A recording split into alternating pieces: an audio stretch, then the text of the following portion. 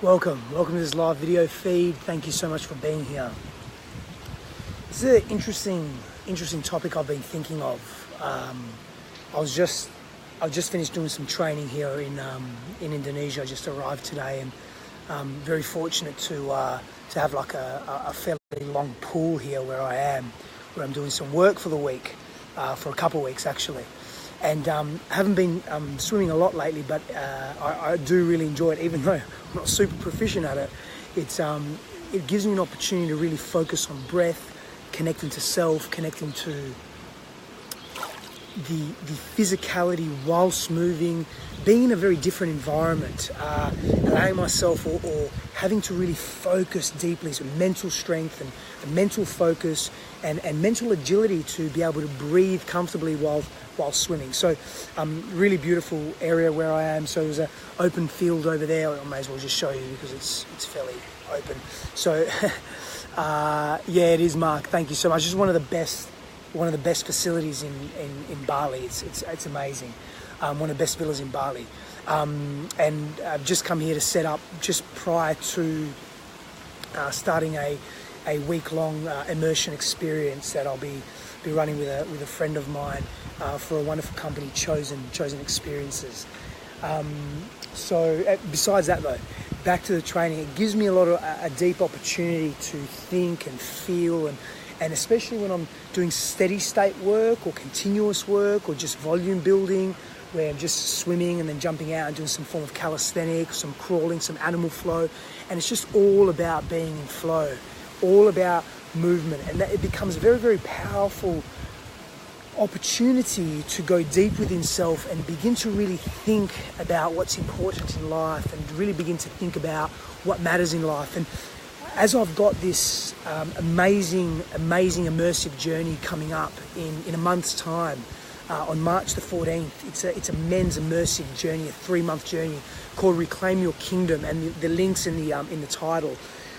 It's given me a lot of time to think about men, to think about masculinity. Hi Rena, how are you? To think about how we behave as men and how we choose to move through this world, and what it actually means for us and for our well-being, and what it actually means for the people in our lives, our relationships, how we relate to ourselves and how we relate to others. And I got thinking about this very particular question. Why do so many, it's not just men, by the way, so I'm focusing on men here and now because I'm really excited and inspired by the program that I've got coming up, the immersive 3-month journey and experience, Reclaim Your Kingdom. So I'm really thinking about men and obviously being a man as well, and observing my own behavior growing up, and as I continue to move through the world as an adult, observing my own behavior and not only the essence of myself and my own masculinity, but also what it means to be men as a collective in this society, and how we contribute to society, how we contribute to the world at large, and what that actually means. And this becomes a very important question. So today, whilst I was swimming and hurting a little bit as well, under a little bit of pain, I was thinking about,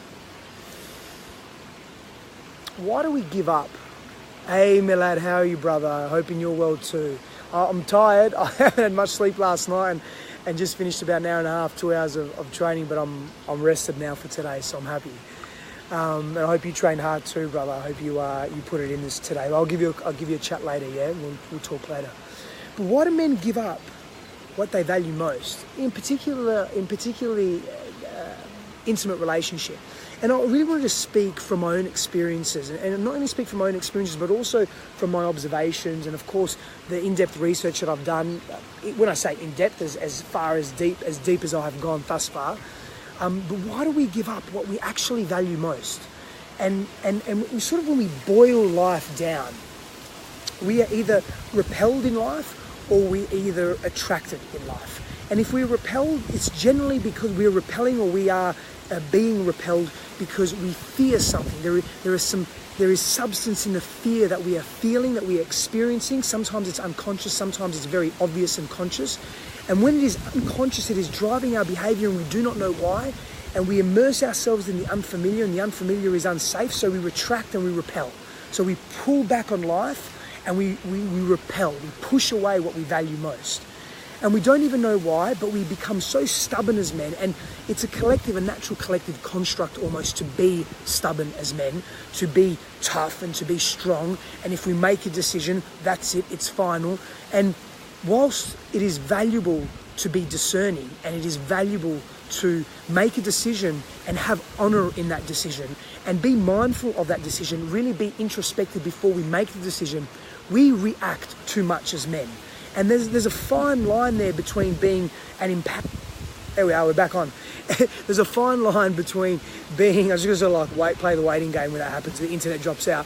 Between being an empowered alpha male and being an autocratic, oppressive alpha male.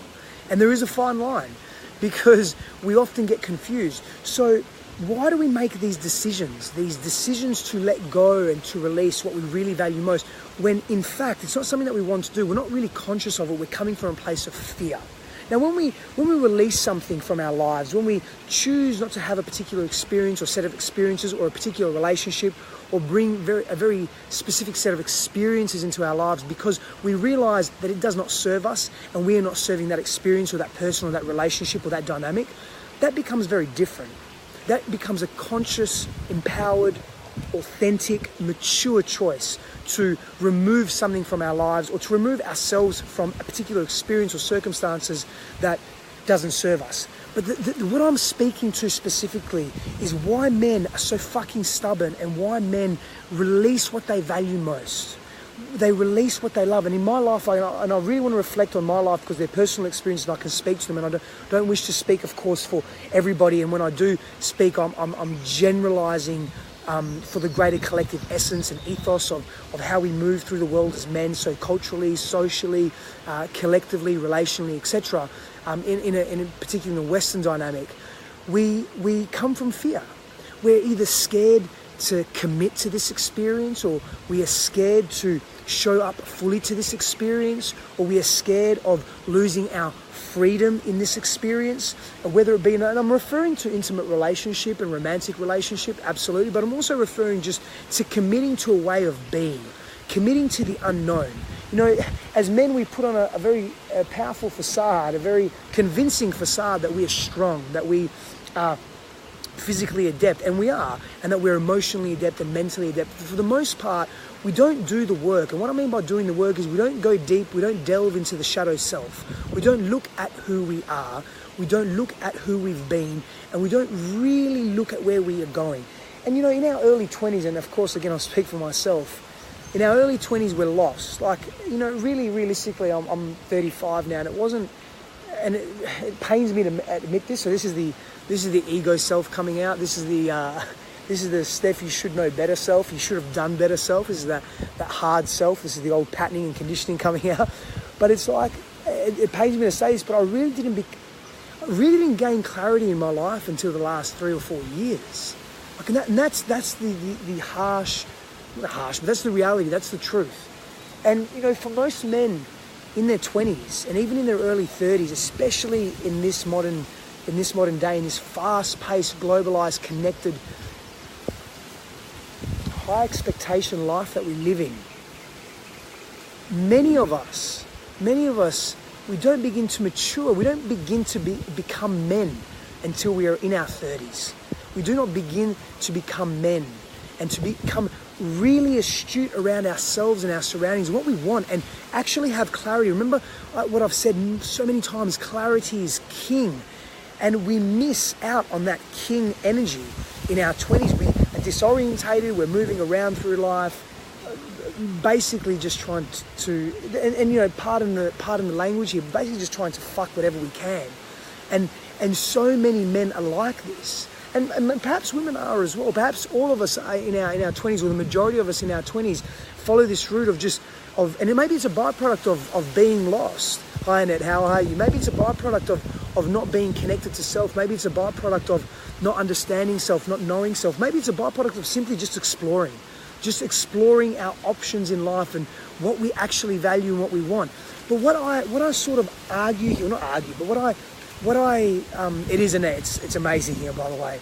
What I sort of want to point out is that I don't know the level of intention and attention that we have as men in our 20s, in our late teens, 20s, mid-20s, late 20s, early 30s? Are we actually paying attention? Are we actually moving with an intention and saying, hey, this is clearly what I want to do. This is who I want to be. I'm happy to be free. I'm happy to experiment. I'm happy to explore. I'm happy to explore my own self, my own ideals, my belief systems. I'm happy to explore variance in relationship, whatever that may look like for me. I don't think men go to that. I mean, I know I didn't until my very, very late 20s, and even then it was very ad hoc. And, you know, I'd like to consider myself, I would have liked to have considered myself a connected person. But of course, you know, we don't know what we don't know, and sometimes we like to tell ourselves that, and I was very far from connected. I was very far from adept in my own maturity and in my own self. And you know, the people around me, the men around me were much in that space as well. So, you know, Reclaim Your Kingdom has been born out of a need and a necessity to gain clarity in life, to gain clarity not only for our own path and journey, but also for others. Also to pay homage and respect to the women in our lives, to pay homage and respect and reverence to the people in our lives that we care about. Scotty, how are you, brother? Hoping you're very well. To begin to understand and really take ownership and responsibility for everything that we are in life. To begin to take ownership and responsibility for who we wish to be. And this is something that we don't do as men. And because we do not take that responsibility, we do not take and assume that ownership, we lose what we value the most. And we are very, very ready to give it up. And of course, Rena said that all men are different, and absolutely all men are different. All people are different. And freedom is something that, and I want to say something about freedom here for a moment. Freedom and growth is something that every individual values, whether they know it or not. People may say, well, I value love, or I value peace. In essence, that's freedom. We all value freedom. What happens is, for the majority of men, when we speak to freedom, it's a distorted expression of freedom. It's a misunderstood freedom. We think that if we are in an intimate relationship, we are not free. If we think we are committed to an ideal or a belief or a way of being or a social construct or a way of living or a model of reality, we are lacking freedom in our lives. Bullshit. It's not the case. It's a distorted perception of what freedom is. In fact, when we commit fully and wholly, that's the key, wholly, wholeheartedly, in holism too, something that we value and believe in, we experience such depth of freedom. It's fucking incredible. Philip, how are you, brother? Long time no see. Good to see you here. Thanks for being here, my man. And so we actually become freer and we become liberated once we gain clarity and we commit to what we value. That includes people, that includes relationships, that includes ideals, ideas, beliefs, models of reality, ways of being, expressive states, whatever it may be, values, purpose. And so I lacked that as a young person. I reflect on that. So when I developed the Reclaim Your Kingdom journey and began to really feel into that, it was predicated firstly by a 12 principle model, the conscious warrior. And the conscious warrior is a 12 principle model on how to be a healthy man, how to gain clarity, how to understand oneself, how to move through life in a very particular way that is not only conducive to our own health, but also conducive to those in our lives, to those that we value, to those that we care about. This was something, a very beautiful way of being, a very connected way of being, but still retaining our masculinity, still retaining and redefining what it means to be an alpha male. Because I guarantee you, when you ask people, what does it mean to be an alpha male, there will be more negative perceptions or negative connotations attached to that than there would be positive. And I want to flip that on its head. I want to reframe that completely, because that's bullshit as well. There's a way to be an alpha male. There's a way to be a man in this world that actually embodies healthy principles of masculinity and maleness without causing pain and discomfort to self or to others. Of course, pain and discomfort is a natural byproduct of life, but I'm talking about autocratic behavior. I'm talking about malice, moving through life with malice and supremacy or superiority, a superiority complex, and a sense of oppression and a tyrannical attitude. That's what we want to move away from. Zach, how are you, my man? Good to have you here. Alison, welcome. Thank you for being here. Guys, if this message is resonating, begin to share it. Begin to share it on your page. Share it to someone. Mention someone in the comments. Let people know that this is happening right now. And we are speaking to why men release what is the best fucking thing in their lives. So begin to share this, yeah, because it's only going to get better. We're gonna go a little bit deeper. So in my own experiences, when being in intimate partnership and gaining, and this is more the past, so this is quite a few years ago, but when gaining almost closeness, when moving really close, when engaging fully with my partner and beginning to open up the heart and begin to open up. So when you open up the heart, you open up everything, right? You open up all aspects of self. And most people, in fact, aren't really accustomed to this. Most people aren't accustomed to really being with self, really being connected to the fullness of who we are, yeah? They're not really connected to that shadow element of self, the darkness that resides within. So when we open our heart, we open everything that we are. Hello, Roxanne, how are you? Great to see you. Thank you for being here. So as we open up our hearts and we open up these darker aspects of self, these aspects of self that we're quite scared of, that we aren't familiar with, that shock us a little bit, that we don't value, that the ego says, whoa, this is not healthy. What's going on? In fact, it is healthy to unpack wholeness of who we are. But the ego self wants a polarized perspective of self. It wants to know that it's safe. It wants to know that it's safe, and by knowing it's safe, and it knows that it's safe through understanding self. It knows that it's safe through connecting to self in a happy way. Everything's happy, everything's joyous, everything's peaceful, everything's brilliance, everything's amazing.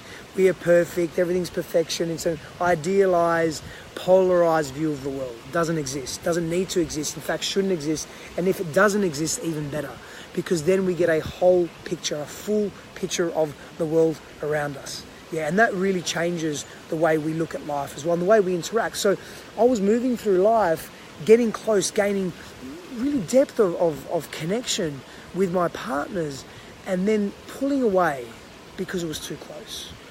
And so I started noticing this pattern. I thought it was the norm. I thought it was the norm because I was surrounded by men that were doing the same as well. And everywhere I looked, whether it was the media, whether it was our social constructs, whether it was culture at large, I was seeing these patterns, observing these patterns. So I thought, okay, this is the norm. And taking responsibility for not going deeper into myself, taking responsibility for not exploring these patterns further until recently. When I say recently, the last few years, I really just ignored this. So I thought I just kept moving into this cycle of get close, detach, get close, detach. And it caused so much pain. If it was simple as just get close, detach, I would have saved myself a lot of heartache. Wouldn't have learnt a lot though, but it would have saved a lot of heartache. But it was more than just get close, detach, get close, detach. It would get close, and all that comes with becoming close, the sharing, the intimacy, the vulnerability, then the fears that arise from that, and the detachment, and the fear that arises from detachment, the pressure, the intensity, the disconnection, the detachment that arises from detachment, the dissonance, the arguing, the pain bodies that were entered. But here's the thing, because there was no awareness of that pain body,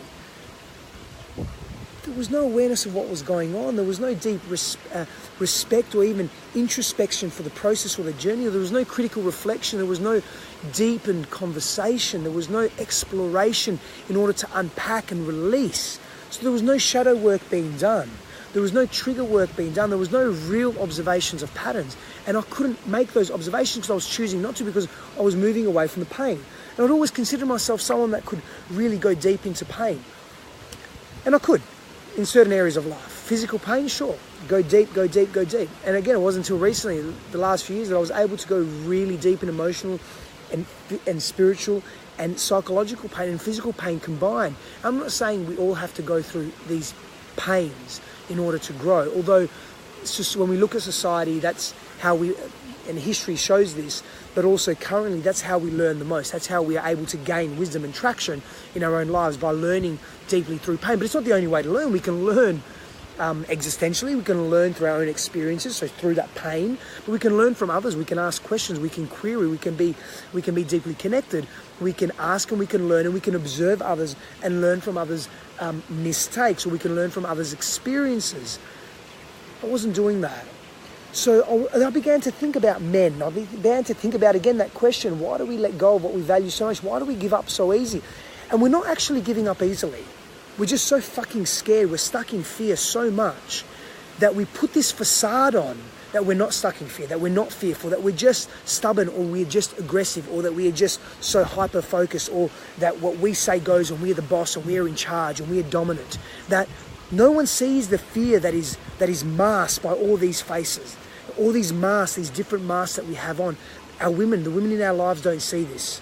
Our children in our lives don't see this. Society at large doesn't see this. So we make prima facie associations. We make these profound assumptions on what life actually is when it isn't like that. And the reality is we're just as scared as everybody else. And we're little boys in men's costumes. We're wearing a big man mask, and we're little boys because we haven't dealt with our stuff. We haven't dealt with who we are. And in Reclaim Your Kingdom, I go deep into this. In Reclaim Your Kingdom, and in the Conscious Warrior as well, because the Conscious Warrior is an online program. And the Reclaim Your Kingdom is an immersive private group. We meet every week and we go deep into building maturity, cohesive, conscious maturity in self as men, what it means to be healthy men, how to behave, how to treat others, how to be connected fully to self. This is the power of being a healthy alpha male, the redefinition of an alpha male. Here's the thing. So at the moment, this is one of my programs, the Reclaim Your Kingdom and the Conscious Warrior. It's a program for men. In fact, the Conscious Warrior program is for men and women, largely targeted at men. And the Reclaim Your Kingdom is specifically for men. I have programs specifically for women and for couples and for people in relationships and for singles as well, for people wanting to connect and find themselves, discover who they are, understand themselves with greater efficacy and strength, and really be connected beautifully to self. The focus here, why I focus on men, there's a number of different reasons. One, because of my own personal experiences and what I've gained and learned from that. And I want to share that with the world. I want to share that inspiration that I've been able to gain from going into my own depth as a man. And hi Lisa, how are you, my dear? Hoping you're well. As a man, but as a human being, and as a person that's relating to the world and to people and to friends and to women and to society and to culture and to belief systems and to things that I value. And to give men that hope, that intelligent hope that there is a way that we can connect. There's a way that we can love fully and openly ourselves and everything that we value. But beyond that, that we can love and we can connect to all that is important to us, and that we can be present for the women in our lives. But also, when we change as men, when we begin to cultivate this whole understanding, this whole picture of ourselves as men, and we begin to live in accordance with that integrity, with that authenticity, with that empowered state of expression and being in clarity, that discerning and that openness through here, everybody in our lives fucking benefits. Everybody in our lives is able to feel and experience the value of that. And that's what this is about for me. I'm so deeply inspired by being in this space. And Amanda says, let's see what Amanda says. Can I say everything? I don't think I can, but I'm going to read what I can, Amanda. Okay, you're spot on. Thank you, Amanda. I have 2 sons in their early 20s and try to relate to them what I've learned to do over time. Look within your heart. Don't be controlled by what society claims to be right or wrong. We need to know, love yourself first. Everything, I can't say after that. Thank you, Amanda. But you're right. And the best thing that we can do for people that are lost in life, whether it be men or women, people that don't have that clarity, people that aren't living on and in purpose, is to bring them patience, to be patient, to be connected, to be discerning as well. Because if people are mistreating you, then you cannot be in their presence. That does not serve you or who you are as a human being. It does not serve what you value most. And it does not serve the life that you wish to live. But you can be patient. You can come from compassion and empathy and demonstrate through your own sovereignty, through your own sovereign leadership, how powerful you can be when having clarity. There were men in my life, there were people, women in my life as well. The majority of people actually the last few years that have been women that have had such clarity, that have had such compassion and love in their being and such presence, such beautiful softness and feminine presence in their being, that have given me a reason to be inspired to find and discover and connect to my own clarity.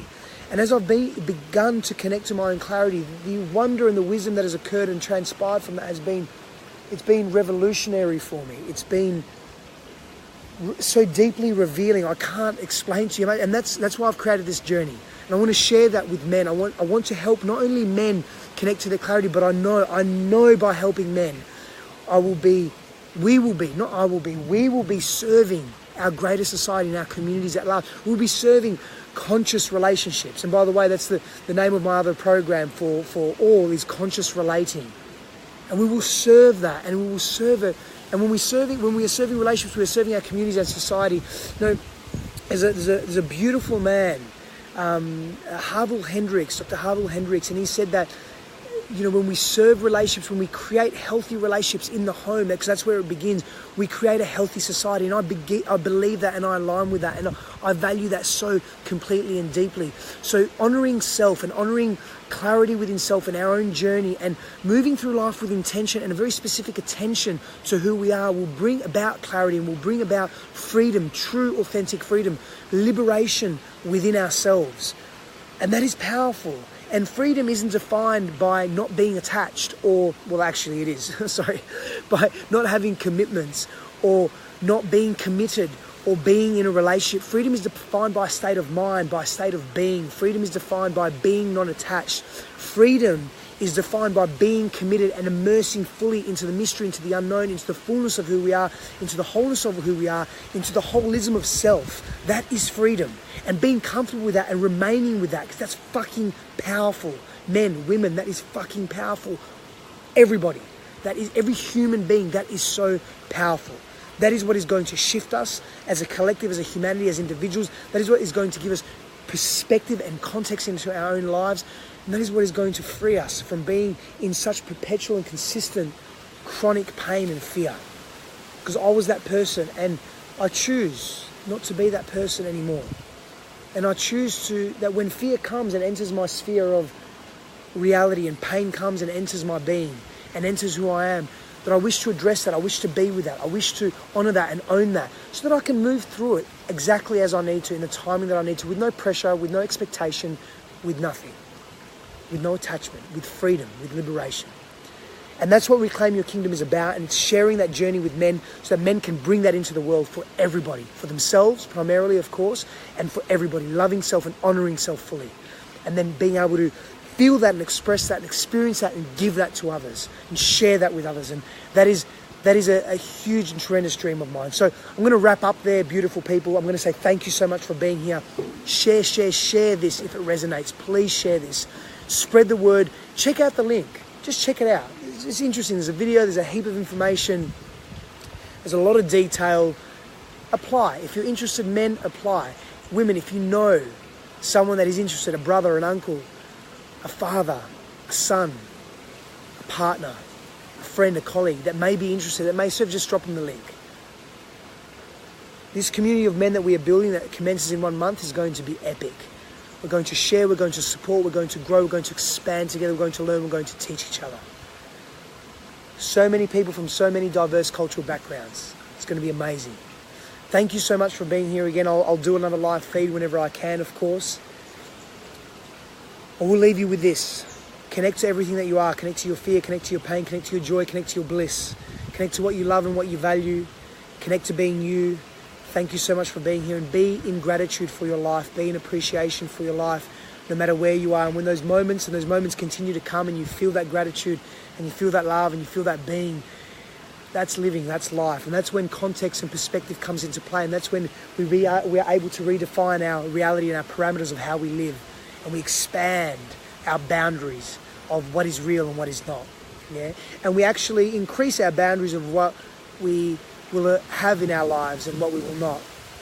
And we appreciate ourselves with greater depth, and our self-worth rises both. Thank you so much. Share this video once again if you believe in it and it resonates. And I'll see you again soon. Many blessings on your journey. Thank you so much for being here.